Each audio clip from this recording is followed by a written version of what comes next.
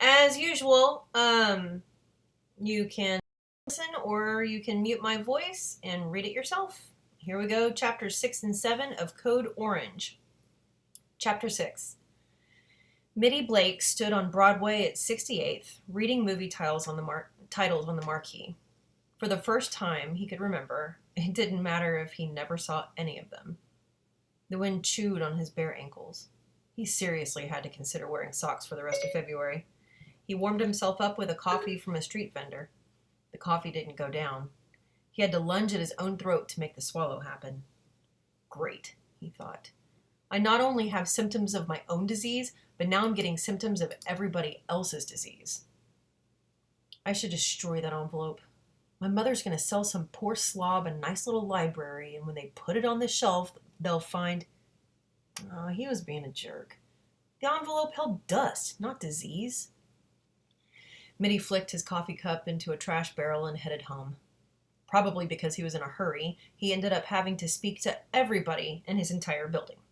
Jed, the doorman, Brandy, the weekday concierge, Henry, the mailman. Then Mitty bumped into Felix, who stored all the packages delivered to all 700 tenants and had to ask how his operation had gone and even listen to the details.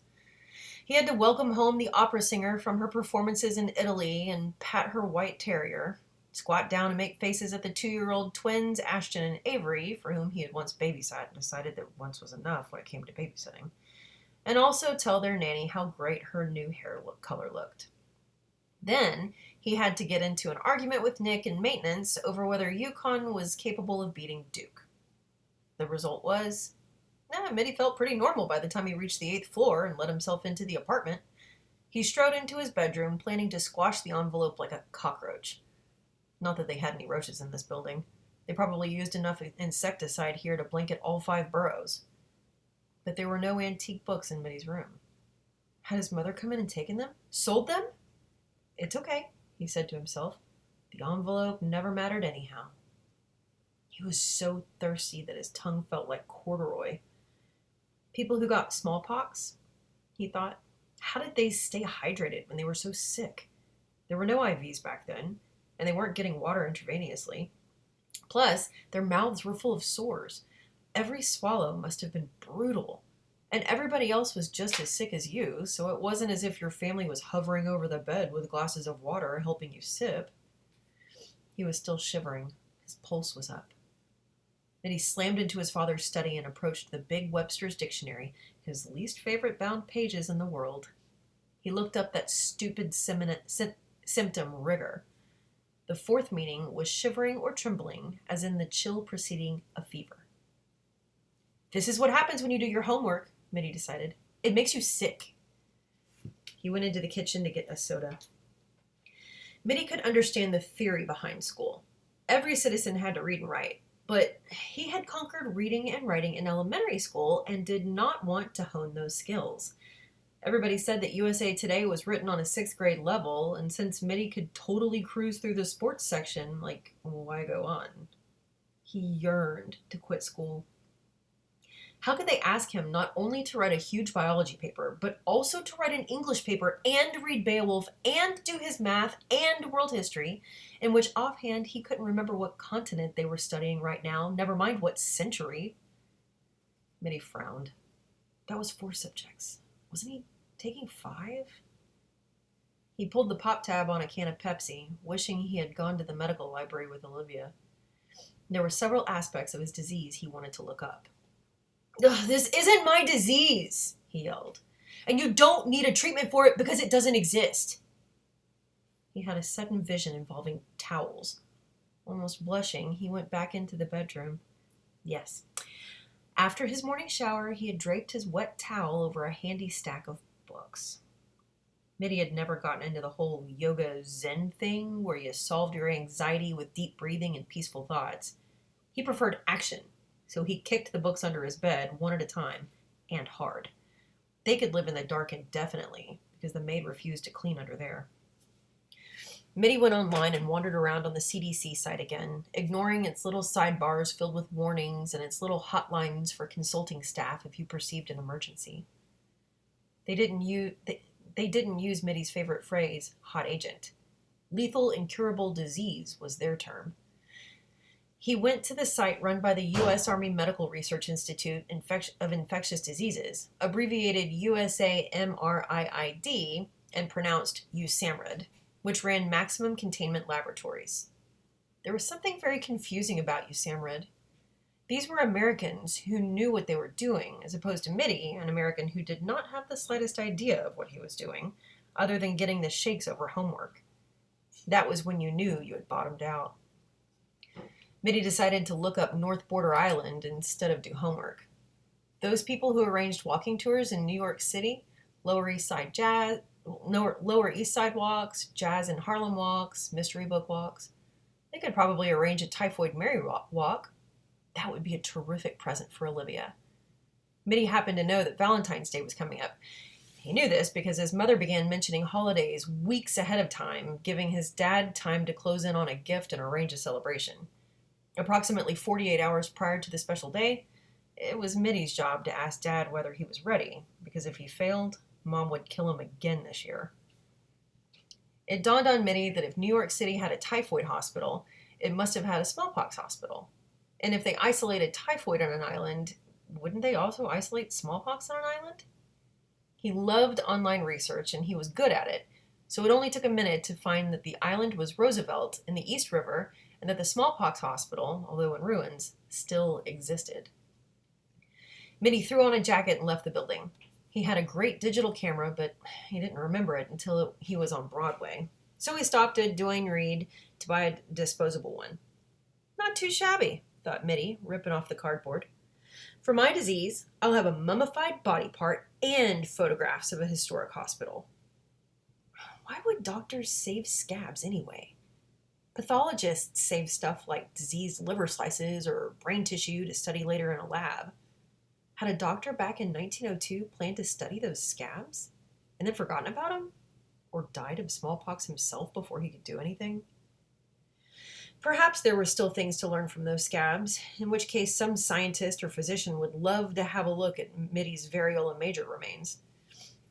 I could go one better than some lousy interview like Nate's, Mitty thought. I'm the owner, so I can make those scientists beg and plead. Maybe he would design a website. He'd call it Got Scabs. That would attract some attention. Probably not the right people, though, because that was the one thing about the internet. The wrong people were there, too. Derek had websites of his own and would definitely help design Got Scabs or even take over the whole project. But no matter how much work Derek did, it would still mean work for Mitty, and so Mitty rejected the idea. He jogged across Central Park, passing the softball diamonds with their tattered winter look and the carousel building, shuttered and sad. He cut across traffic near the Plaza Hotel, where even in this weather, a few tough horses were giving carriage rides. He had never taken the tram ride to Roosevelt Island, even though he always meant to, because in Spider-Man, there was a great scene involving the tram. The tram was waiting on its platform. When it was docked, there was nothing exciting about it. Mitty swiped his Metro card and boarded. Gloomily, he perceived that there was going to be nothing exciting anyway. It was just a box with windows on a cable. Besides, Spider-Man had been filmed at night when anything could be made mysterious. A lot of the other writers knew each other, the population of Roosevelt being pretty small. There were mothers with strollers, shoppers with bags, old guys looking mournful, and 4 little boys who, if they were with a grown-up, were ignoring that person. There was a dramatic mix of races, probably because the United Nations building was across the river from the island, so UN people were likely to think of living on Roosevelt Island, whereas regular people cringed at the thought of being forced to live off Manhattan. The tram moved slowly and without bumps. For a minute, Mitty had an outstanding view in all directions.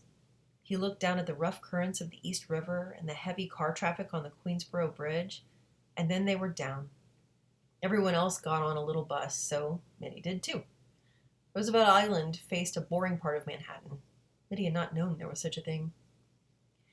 He went into what looked like the only grocery store in town to buy some Advil and a bottle of water. He was beginning to worry about the number of headaches he was having.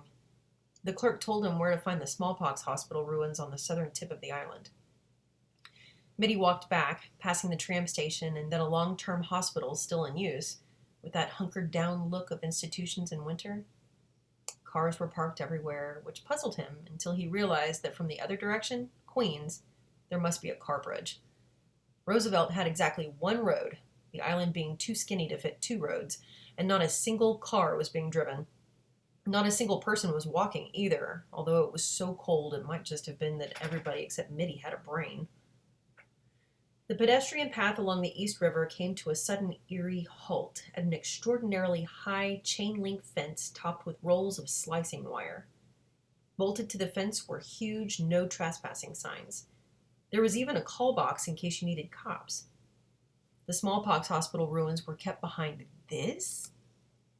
They didn't even want people near the building? After all these years? Mitty took another Advil. So the CDC can say what it wanted, but in real life, New York City didn't want human beings touching the very walls where smallpox had once lived. The last case in the United States had been in 1949. Was New York City still worried almost 6 decades later?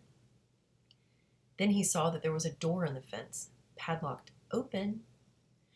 Mitty was disappointed, having hoped to test his Spider-Man skills by scaling 12 feet of chain link covered with razor wire. He walked between low chain link to keep him safe from the East River and high chain link with more no trespassing signs. Darkness was closing in. The ugly grounds and the rough water, the lowering clouds and the shadows blended into one grim tapestry. Against the dusky sky, he saw Gothic towers with windowless arches. His pace slowed. Trees grew inside the walls. The turrets were separating, trying to collapse the way patients must have collapsed in smallpox agony. The hospital ruins were beyond hope, like smallpox victims. Mitty felt as if he'd been thinking about smallpox for a century. He took 2 photographs of the Gothic remains, and a blast of light enveloped him. It was blinding. He was blinded like a deer about to be poached. Mitty flung an arm up to shade his eyes and ward off the enemy, but it was just floodlights coming on automatically to silhouette the romantic crumbling stones against the darkening sky. It looked like a movie setting. Oh, it was a movie setting. It was where Spider-Man and the Green Goblin fought to the death in the final confrontation. Mitty started laughing. He was so glad that there had been no witness. Mitty Blake, scared of electricity. So glad he had not said out loud that New York City still had fences to prevent the spread of smallpox, when in fact it had fences to keep movie fans from spidering up and down ruins that could fall on top of them and kill them. His cell phone rang and he answered, still laughing. It was his mother. Mitty didn't tell her that he was exploring little islands alone in the dark. She chattered excitedly about her day, and they discussed dinner while Mitty headed back to the tram. She made her phone kiss sound, and Mitty phone kissed back and boarded. Olivia had left him a text message. Productive afternoon at the library. Am now walking past the nursing school, about to get on subway. The tram reached the peak of its short trip, where for one moment there was a spectacular view in each direction as Manhattan lit up for the night. Mitty loved Olivia's courage. It was not fashionable to have a productive afternoon at a library. It was not chic to thrive on knowledge. How easily the other girls could turn on Olivia, how readily the guys could scorn her. He thought of how she sat at the front of the classroom, where even Mitty, who liked her, wouldn't go. She was there so she didn't have to see the contempt on the faces of those whom school was a stupid waste of time, and so was Olivia. He hoped that the girl who had once been Bunny would never get tromped on, especially by him. He didn't know how to say that, so instead he called her and said, "Why'd you mention nursing school? You want to be a nurse?" "No, that was a geographical detail. I wouldn't be good at nursing. I'm not actually that fond of individual people." Well, Mitty loved people. That's why he loved New York. All those people. He could watch anyone in New York and be satisfied. He loved their expressions and hairstyles and dogs, their tattoos and t-shirt slogans. Mitty's great skill was making friends. He was friends with doormen, janitors, pretzel vendors, and police officers. He was friends with the jocks and the zeros, with people standing in line for coffee or movie tickets. He loved listening to other people's cell phone conversations. He loved what people would say out loud. When they spoke some other language and he couldn't listen in, he felt deprived. He was taking Spanish, not because colleges required foreign language, but so he wouldn't miss out on conversations that didn't include him. Oh, Spanish! That was his fifth subject. Mitty felt better now that he'd remembered. I want research, Olivia was saying. Medical, historical, or both. Right now, I'm interested in the concept of quarantine. That was the only medical recourse for thousands of years. But there are moral problems with how they handled Mary Malone. He could not think of another girl who would dare use disturbing words like moral in conversation with a boy she liked. When Olivia descended into the subway, Mitty lost her signal, so he called his father. I didn't see you this morning, said his father regretfully, and I won't get home until you're asleep. His dad worked for an international firm where everybody was happy to have one guy willing to hang out in the office at night for calls from the West Coast and Japan. Well, I'll be up working on my term paper, Mitty told him. Guess what, Dad? Mr. Lynch thinks the first half is outstanding. His father had wanted to hear those words for a long time. I want to read it, he said eagerly. Mitty got off the phone. He was shivering again. It was not from cold. He had not yet mentioned the scabs to anybody, even Olivia. He had not written about it. He had visualized a clear plastic sleeve into which he would drop the envelope so he could include it with his report, but now he wasn't so sure. The thought of his father touching that envelope made Mitty shiver again. I know it isn't dangerous, he thought, but what if it is? Koplau, page 49. Hostile forces, covertly controlled by unrepentant national authorities or by rogue elements that operate independently of effective centralized governmental direction, may have stashed variola stocks despite their country's overt acceptance of the Biological Weapons Convention and despite any WHO action. It is also possible that other laboratories may continue to house variola repositories more by accident than by design, poorly labeled, inadequately inventoried, and long forgotten, but still viable. If Mitty used language like that, Mr. Lynch would totally know he was copying. So, Mitty wrote, if your country is run by bad guys, or if you have gangs of bad guys who aren't running your country but they're powerful, they might have smallpox even if their actual government claims they don't. And if your laboratory is second rate, you can have smallpox around that you forgot about. Tucker, page 138.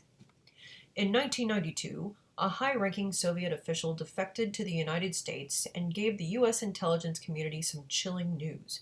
He reported that in parallel with the global WHO campaign to eradicate smallpox, an effort in which Soviet virologists, epidemiologists, and vaccine manufacturers had played a leading role, the Soviet military had cynically pursued a top-secret program to transform the virus into a doomsday weapon.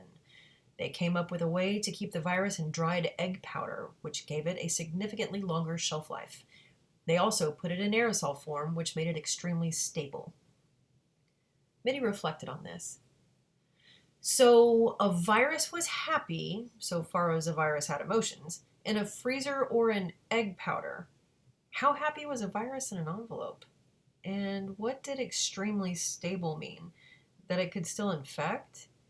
And could it still infect just the following day or even 100 years later?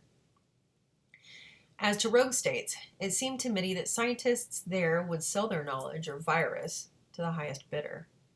That guy in Pakistan just last week admitted he'd been selling nuclear weapons knowledge all over the globe. And what did their president, Musharraf, say? Don't worry about it. What's a little top secret info between friends, or even enemies? If a government could shrug like that about nuclear weapons, they'd shrug about missing smallpox virus because it was a disease nobody remembered anyway and thought was just a skin problem. That morning, the librarian had been lying in wait for Mitty, holding out yet another book, Smallpox as a Biological Weapon, and several weeks' worth of U.S. News and World Report. Concerned, Mitty had read enough for the current events section of his paper. Or cornered, Mitty had read enough for the current events section of his paper. Whether to keep our smallpox stash is a big argument in the science community. Some people want to destroy it all. They say we know the DNA sequences, so why risk restarting the disease? And besides, we need to set a good example for rogue countries. But some people want to keep the virus. They say, what if smallpox comes back? Then we need our virus supply to make the vaccine again. Plus, the thing about rogue countries is that they don't care about good examples. Rogue states and rogue people want a universal killer to spew over the world. In fact, you don't have to be very rogue. There are plenty of hate-filled, half-insane countries who claim to be non-rogue and are still in the United Nations pretending to care about peace. Then, finally, there's the Save Our Smallpox bumper sticker crowd. They don't think we should extinguish a living creature. Mitty certainly had no problem extinguishing the creature that was smallpox. He dug out his DVD to watch Spider-Man. His father found him sound asleep under a pile of books and papers, his laptop having to put itself to sleep too, the remains of a snack spilling gently off a tilted plate while Spider-Man leaped across burning rafters. Mitty's father turned off the DVD and tucked a blanket around his sleeping son. It had been 4 days since Mitchell John Blake had inhaled the particles of a smallpox scab. Chapter 7. That night, Mitty had smallpox dreams. He woke up sweating and shivering, unable to catch his breath or slow his heartbeat. He was lying on the bare floor of his bedroom like a prisoner in a cell. Of course, it was a really well-furnished cell with great electronics. In the entire world, he thought, I am the only person dreaming of smallpox. The apartment was always hot. The Blakes rarely turned on the heat, even on the coldest days, because the building was so warm from all the apartments that did have their heat on. But even in bed, under blankets, Mitty could not get warm. He lay staring wide-eyed at the ceiling as if he had lockjaw of the eyelids. Facts and fears slammed into him like so many tennis balls lobbed into his face. He was still awake at 3 a.m. "Mitty Blake!" screamed his mother. "It's 9:44!" Mitty dragged himself out of sleep. He hoped it was a Saturday. "The school just called. Mitty, you promised you would never cut school again." He huddled under the blankets. "I'm not actually cutting, Mom. I just didn't wake up." Smallpox, he thought. I had smallpox. Mom had it and Dad had it. "Mitty!" she cried. A major rant about his shortcomings was about to begin. "No, Kathleen," yelled his father from the other end of the apartment. "It wasn't intentional. Mitty didn't..." And he had to be careful of events like this. His parents had radically different ideas about how to treat Mitty's failures and might battle each other instead of him, so Mitty said quickly, "I was a jerk, Mom. I forgot to set my alarm. I can get dressed in a second and be at school in 10 minutes, okay?" "Is this going to happen again?" his mother demanded, as if Mitty had chosen strip mining national parks for a career. "It happened once last fall, Mom," he said. "Once and now. Therefore, my failure to wake up rate is actually 1 morning per semester. So, yeah, it might well happen again. Possibly as early as May. Maybe not until September." She didn't laugh as she left his room. Mitty slid down from the top bunk and landed on an annoying assortment of books and papers. He put only his laptop into his backpack. "Orange juice!" shouted his mother from the other end of the apartment. "Socks!" Mitty surrendered on both fronts. "Love you, Mom," he said, kissing her goodbye. She melted. She always did. He hugged her again for good measure and tore out of the apartment. He was halfway to school when he realized he had not said goodbye to his father. He felt an odd tearing at his heart. He paused at the corner of Broadway and 74th and half turned to catch his dad before he left for the office, then shook his head to clear it and bought a bagel from a street vendor. "Beowulf really spoke to you, Mitty," cried Mrs. Abrams joyfully. "As a topic for your paper for me, I suggest monsters in literature to capitalize on that brilliant thinking." Mitty debated, saying, "Huh? What?" Or, "I'm not sufficiently acquainted with literature to find the requisite number of monsters for a fair analysis." He went with, "Huh?" "Mr. Lynch tells me you're off and running on an outstanding report on smallpox," said Mrs. Abrams. "Supposing you were to compare Grendel and the other monsters in Beowulf to the monsters of infectious disease?" Mrs. Abrams clapped her hands with excitement. Smallpox, she clarified. Typhoid plague. Mitty was horrified. He couldn't imagine the work such a paper would take. He wanted a topic that required no work. Most of all, he wanted a topic with no fatal diseases. Good, said Mrs. Abrams. That's settled. Olivia IM'd. She was going to the girls' basketball game after school. Juliana was a point guard. Zora might be a starter. Did Mitty want to go? Mitty was not a big fan of girls' high school basketball. He wasn't a big fan of Juliana and Zora either. He would have to think about this. I'll tell you at lunch, he wrote back. He didn't actually want to have lunch with anybody. He felt as if he had had a new companion now, a very thoroughly lodged companion that would be with him until death. Variola Major. At lunch, he was cornered by Derek, who would not shut up. Derek had decided it was not a crazy individual who had murdered poor little old Audie Ellington before she could finish reading her mystery novel, but a crazy country. Well, there's North Korea, Derek began. Talk about insanity. There were whole continents that didn't interest Mitty, and North Korea was in one of them. Derek moved on to the Middle East, where the list of potential anthrax lovers was long. Iraq, Iran, Syria, Lebanon, Egypt. He named groups and causes, leaders and fanatics.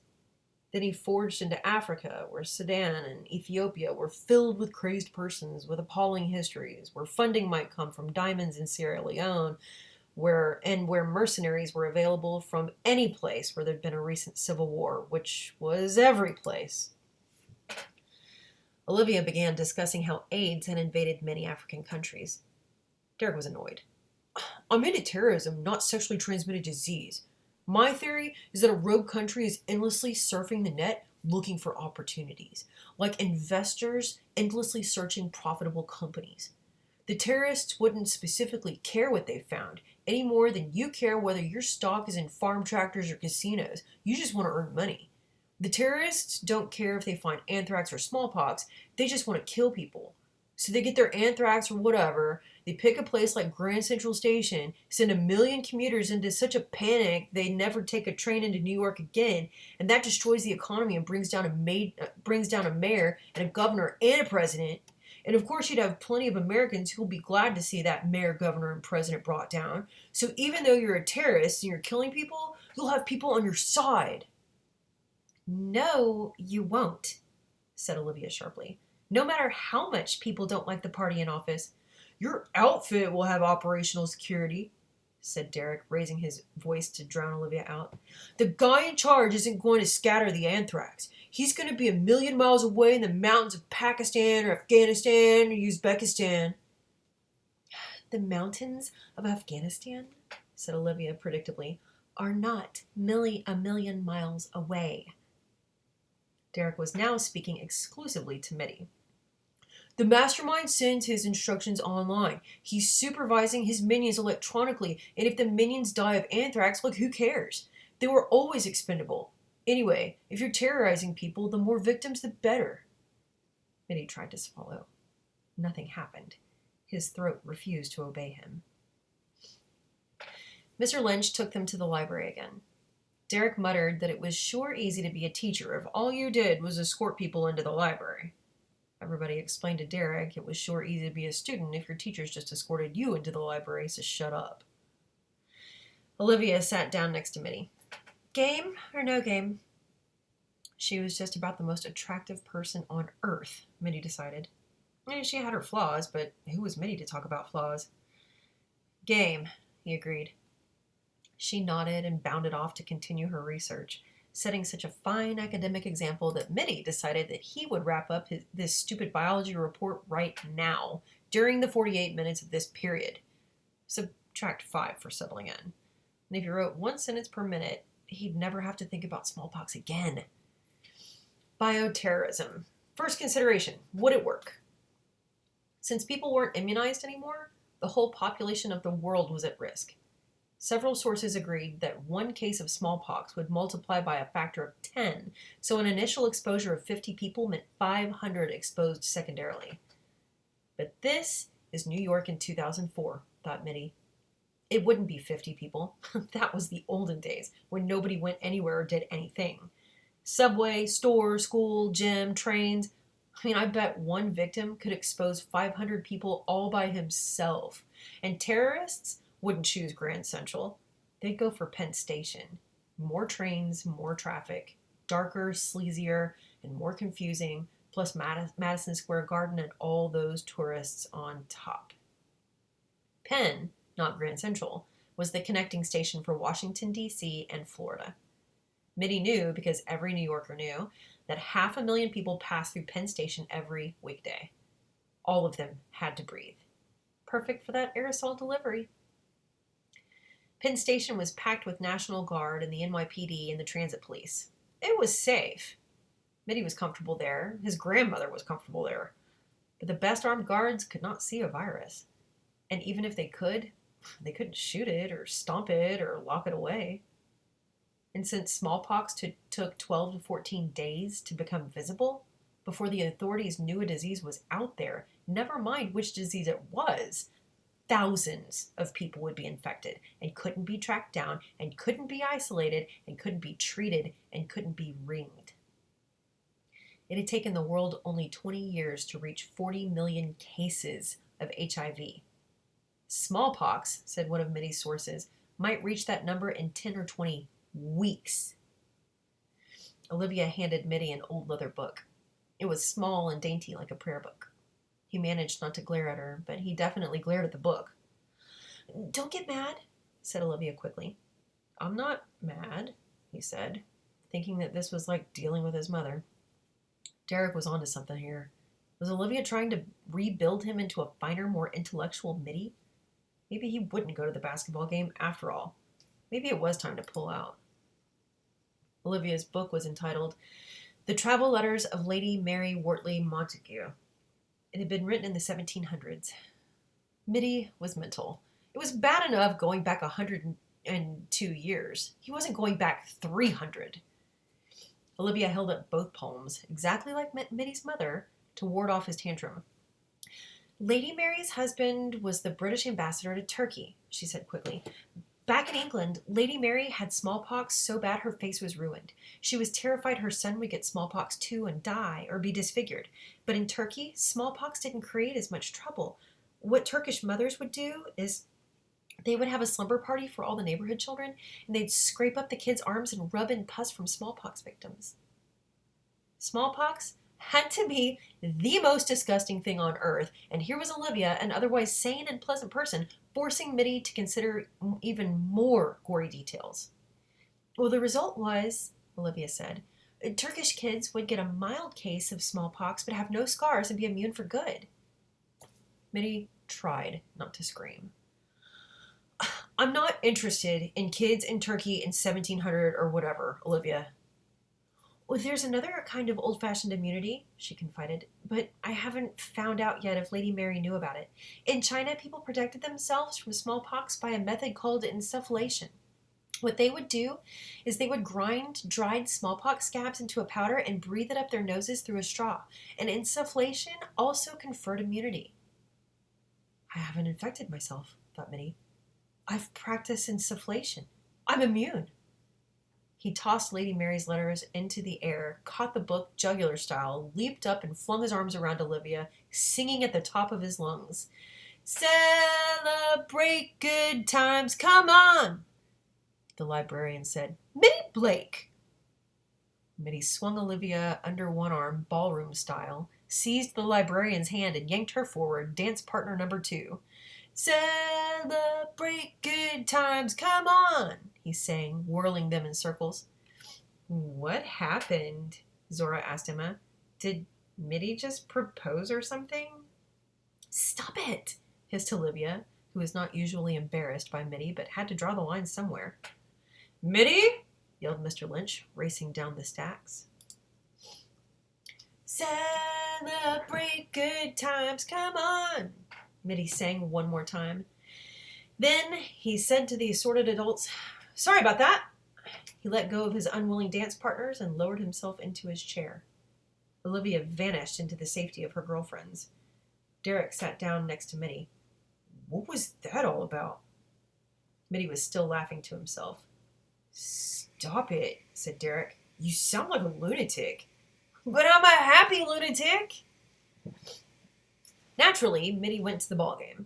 After all, there might be an appropriate moment to bellow, "Oh, celebrate good times, come on."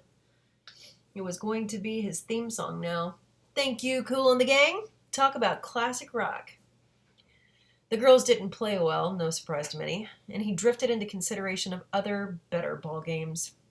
For days, he had not even thought of turning on the television, although normally college basketball consumed him from December through March.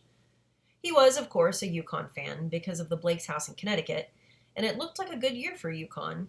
What with Emka Okafor and Ben Gordon on the men's team and Diana Taurasi on the women's. Mitty didn't actually care about the women's team, but his mother never missed a game and served dinner in front of the TV when her beloved Huskies were playing. She even had a crush on Geno Mema, the coach. What a crazy world it was. Imagine being consumed by smallpox instead of basketball. Mitty considered the weekend to come. He had planned to coax his parents to stay in the city because when they bailed every Friday afternoon, Mitty got left out of all the good stuff. He had planned to stay in New York where he would finish, print out, and maybe even proofread his report. Forget that. He wanted to run around and cross-country ski, have another driving lesson with his father, and watch lots of television. And even if his mom won the to-do list and this became the weekend when Mitty and his dad finally painted the front hall, whose walls were black with fingerprints, or so his mom claimed, although the wall looked pretty clean to Mitty, that would still be 100 times better a weekend than he had anticipated. Emma and Constance and a bunch of other girls wanted to know more about Mitty's sudden burst of ballroom dancing. "If Mr. Lynch hadn't cut me off," Mitty told him, "I would have serenaded Olivia for the rest of class." "This guy's a keeper," Emma told Olivia. "I was just thinking the opposite," said Olivia. "Do not serenade me in public again, Mitchell Blake." "It's probably the kind of thing a guy only needs to do once anyway," said Mitty. He kissed her on the lips, and the small crowd at the girls' game cheered. It had now been 5 days since Mitty Blake had opened the envelope.